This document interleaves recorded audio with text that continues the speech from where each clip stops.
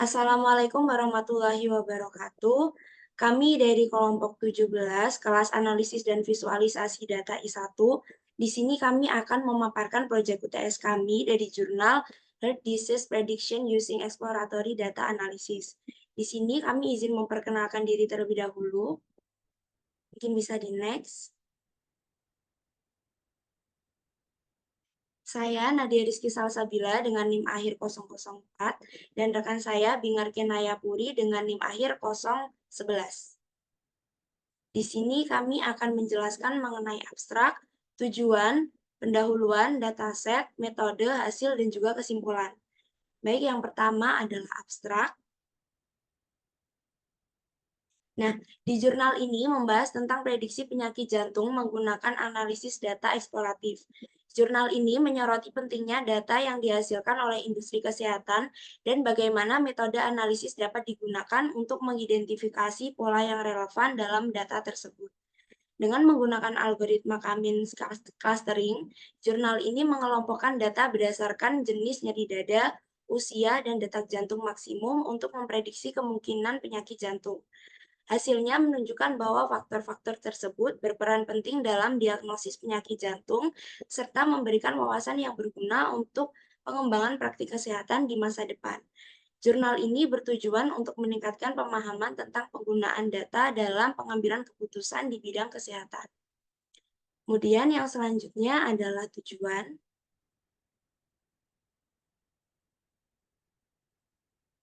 Nah, yang pertama yaitu visualisasi data ini bertujuan untuk menyajikan hasil analisis secara interaktif sehingga memudahkan pemahaman pola dan hubungan antara variabel yang berkontribusi terhadap prediksi penyakit jantung.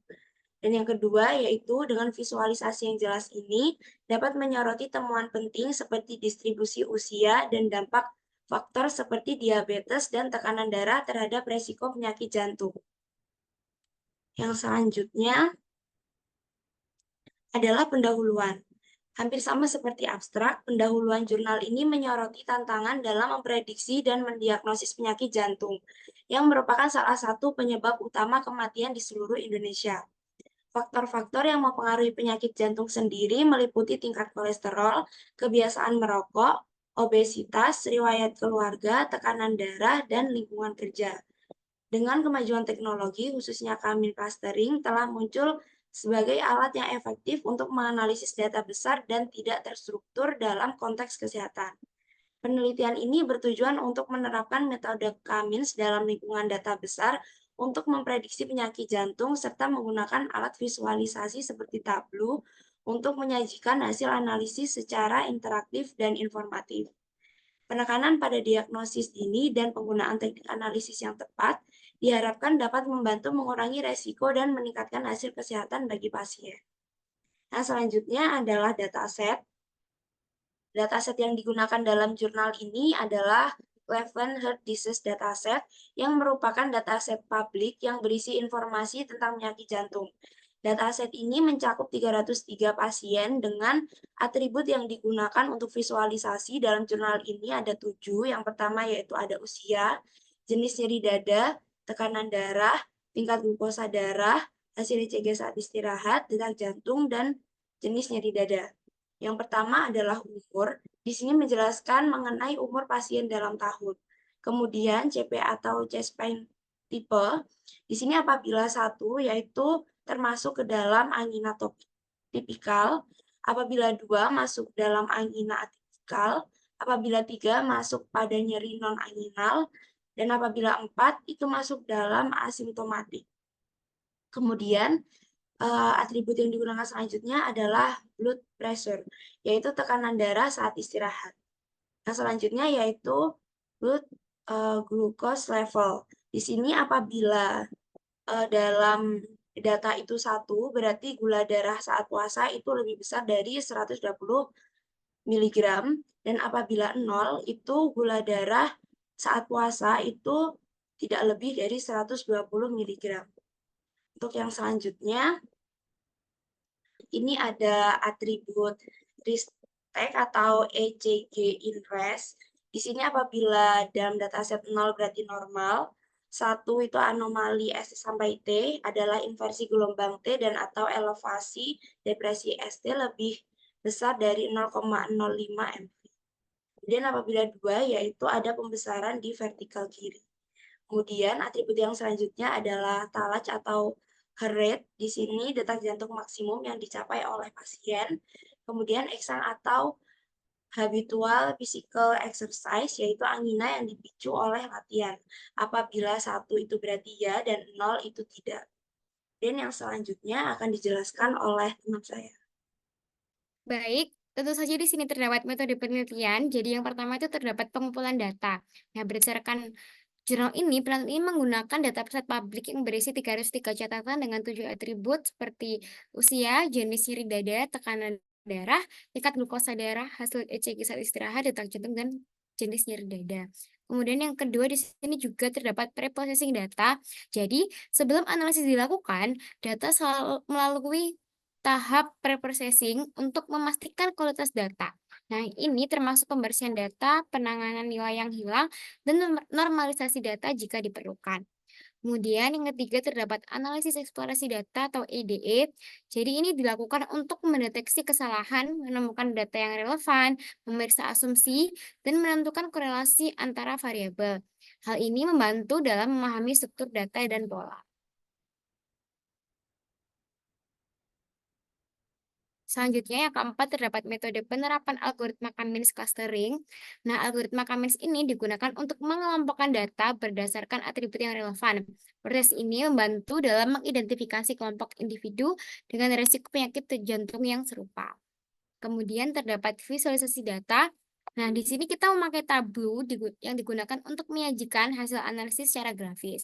Visualisasi ini membantu dalam memahami hasil clustering dan memberikan wawasan yang lebih baik tentang faktor risiko. Lalu yang terakhir terdapat evaluasi kinerja model. Jadi penelitian ini juga membahas metode evaluasi untuk mengukur kinerja model yang digunakan, termasuk metrik evaluasi yang relevan untuk menilai akurasi prediksi. Nah, kemudian tentu saja terdapat hasil penelitiannya. Yang pertama yaitu terdapat distribusi usia dan risiko penyakit jantung yang menunjukkan bahwa kelompok usia antara 50 hingga 55 tahun memiliki risiko tertinggi untuk mengembangkan penyakit jantung. Histogram yang disajikan dalam penelitian menggambarkan distribusi usia dan menunjukkan bahwa risiko meningkat seiring bertambahnya usia.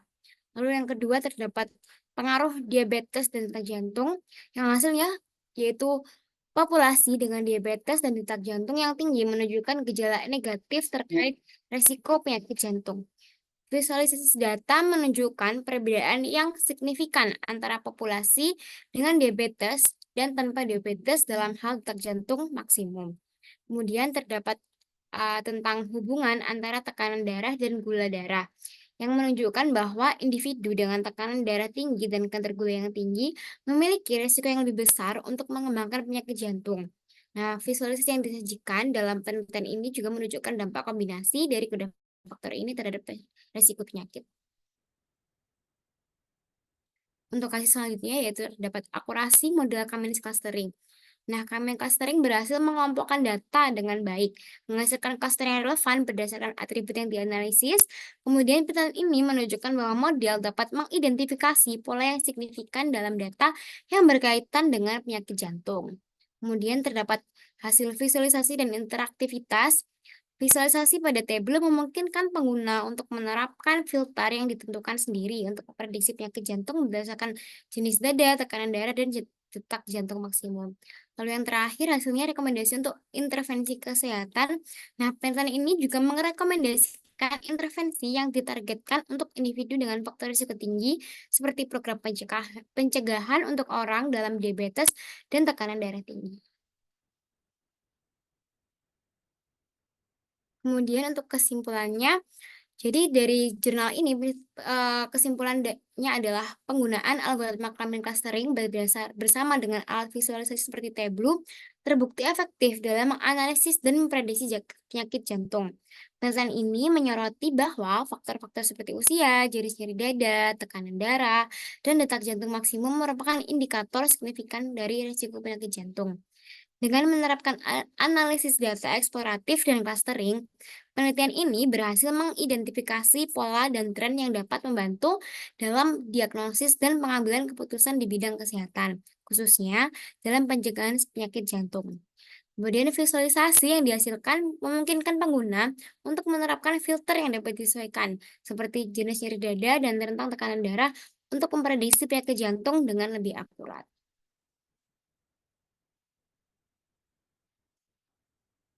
Untuk sumbernya sendiri kami mendapatkan jurnal dari Science Direct dan dataset yang sudah berada pada Kaggle.